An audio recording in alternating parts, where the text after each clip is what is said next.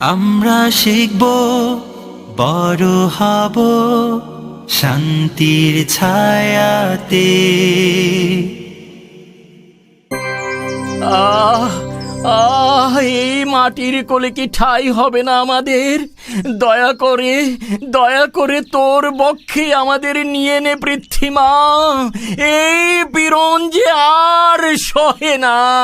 আহ আহ আহ বাহিরের এক চিলতে আলো দেখতে পাই না কতদিন, এক ঘটি সুপিয়ে জল পান করতে পারি না কতদিন, মুক্ত বাতাসে নিঃশ্বাস নিতে পারি না কতদিন। চলো সবাই মিলে প্রার্থনা করি যেন মা আমাদের নিঃশ্বাসটাই নিয়ে নেয়।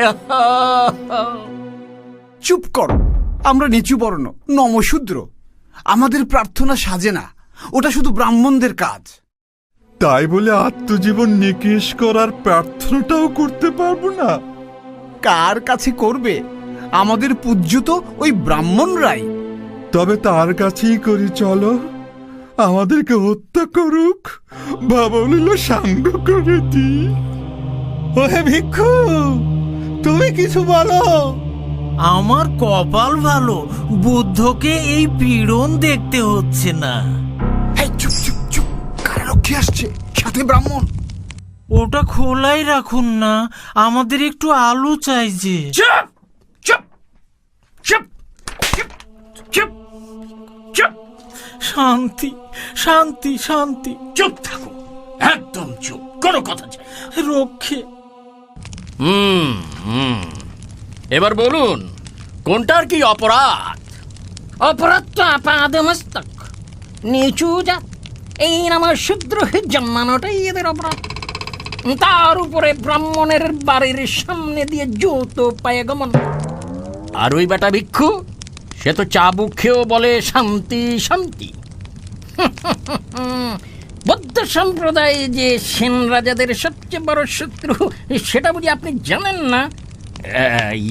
হ্যাঁ, না মানে? গৌরপতির গৌরব দেখছি হিমাদ্রি শেখরও ছাড়িয়ে গেছে। এত জ্ঞানী গুণী ব্যক্তির সমাগম যার সকাশে, সে যেন শুধু রাজসভা নয়, এক তারকা শোভিত চন্দ্রসভা।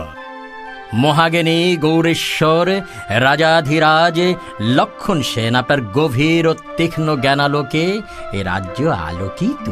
যথার্থ যথার্থ বলেছেন কবি উমাপতিধর।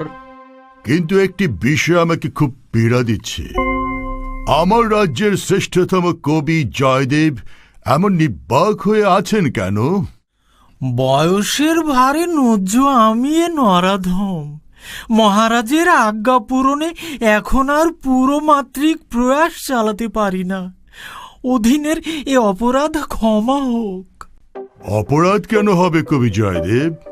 রাজসভায় আপনার উপস্থিতি আমায় কাব্য সুখানুভূতি দান করে। কোথায় মন্ত্রী হলায়ত? আজ্ঞে মহারাজ। সবাইকে নিয়ে আমার পানশালায় চলুন। তা যাবক্ষণ, কিন্তু রাজকার্যের কিছু গুরুত্বপূর্ণ বিষয় আপনার সামনে উপস্থাপন করা অতীব জরুরি। রাজকার্যের জরুরি বিষয় কি করে মহারাজের সামনে উপস্থাপন করা বিধেয়, তাও কি আপনাকে শিখিয়ে দিতে হবে মন্ত্রী হলায়ত? অপরাধ ক্ষমা হোক। মহারাজ প্রবর্তিত ধর্মভেদ প্রথা আর শ্রেণীবিন্যাসী রীতি রাজ্যের বিভিন্ন জায়গায় গণ অসন্তোষ সৃষ্টি করেছে। বৌদ্ধ সম্প্রদায়ের নিচু জাতি হিন্দুরা এর বিরুদ্ধে ফুঁসে উঠেছে।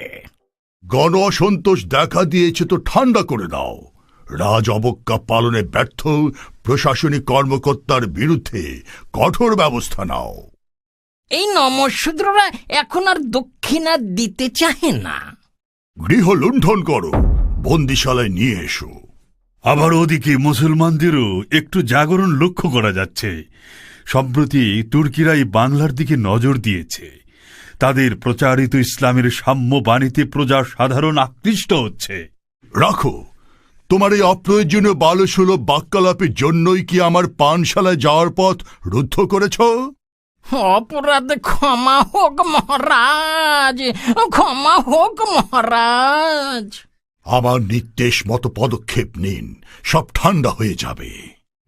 আমাদের দূত ইউসুফ সংবাদ পাঠিয়েছে, নদিয়ার সব জায়গায় গণ অসন্তোষ এতটাই তীব্র রূপ নিয়েছে যে এই মুহূর্তে সেখানে অভিযান চালালে প্রজারাই রাজার বিরুদ্ধে দাঁড়িয়ে যাবে। মুসলিমরা তো বটেই, হিন্দু বৌদ্ধরাও যোগ দেবে। না, আর পারা গেল না। বাপদাদার ভিটাটা ছাড়তেই হলো মনে হচ্ছে।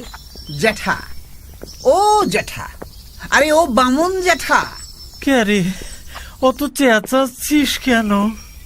বলি যাচ্ছ কোথা? যাচ্ছি জমের বাড়ি, তুইও যাবি? চল।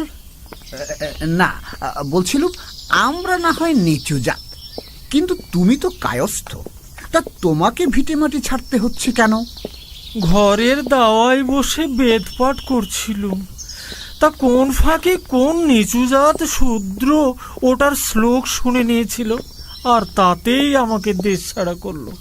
ওমা ওমা, বলো কি? তা তুমি পালিয়ে বেঁচে যাচ্ছ, কিন্তু ওই নিচু জাত ব্যাটার কি হবে? কি আর হবে, কানের ভিতর গলিত সীসা ঢুকিয়ে দেবে। সেনাপতি, আপনি এখানে? আমরা আপনাকে খুঁজে খুঁজে হয়রান। কোনো প্রয়োজন? শত্রুর দেশে এত রাতে বাহিরে একাকী থাকা নিরাপদ নয়। কর্তব্য সব সময় আমাকে কেবল বাইরে ডাকে, ভিতরে থাকতে পারি না। আমি বলি কি, আমাদের সঙ্গে মাত্র 16 জন সহচর, বাকিরা নদীপথে এখনো আসছে। যদিও জানি না কবে পৌঁছবে। আর কটা দিন কি অপেক্ষা করবেন? দিল্লি থেকে কিছু সৈন্য যদি আনা যায়। আপনি ভুলে যাচ্ছেন এখতিয়ার, এ যুদ্ধ লক্ষ সৈন্যের বিরুদ্ধে 17 জনের নয়। এ যুদ্ধ কুফরের বিরুদ্ধে ইসলামের। আমি বিশ্বাস করি সত্য ধর্ম ইসলাম অপরাজেয়।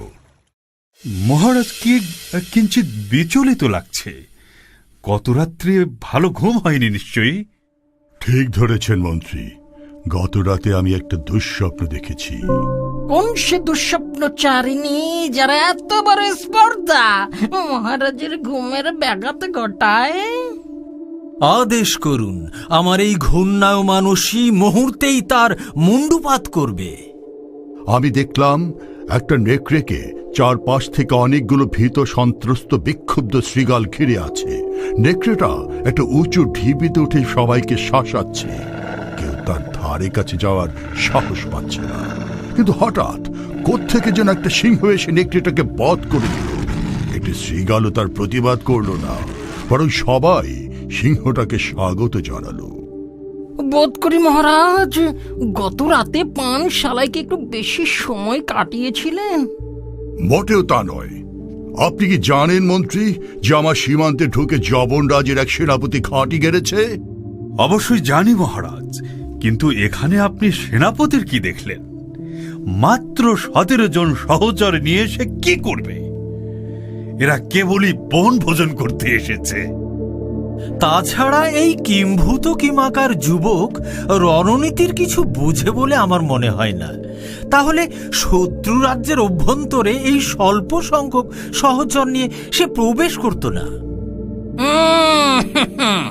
একটা আজানুলম্বিত বাহুর মানুষ তো স্বাভাবিক হাতের কাজগুলোই করতে পারে না, সেখানে মহারাজের সুপ্রশিক্ষিত বাহিনীর সামনে। ব্যাপারটা হাস্যকর। বেশ কিছুদিন আগে রাজ জ্যোতিষী আমাকে ভবিষ্যৎবাণী করেছিল যে একজন অদ্ভুত আকৃতির খর্বকায় যুবক আমাকে বধ করবে, যার হাত দুটো হবে তার হাঁটু পর্যন্ত লম্বা। আমি আপনাদের কথার সঙ্গে তো জ্যোতিষীর বাণীর পুরোপুরি মিল দেখতে পাচ্ছি। এই শুনছো তুমি নগরে নাকি জবন বাহিনী প্রবেশ করেছে? জবন বাহিনী প্রবেশ করেছে, তার চিহ্ন কোথায়?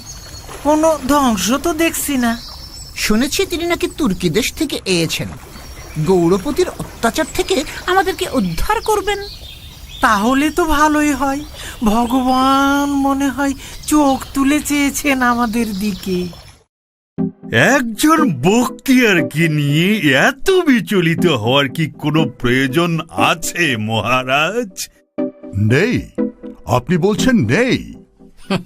মহারাজ, আপনি অন্দরে গিয়ে নিশ্চিন্তে নিদ্রাবিলাসে মগ্ন হতে পারেন। গৌরী রাষ্ট্রের নিচ্ছিদ্র নিরাপত্তা নিশ্চিত করা হয়েছে।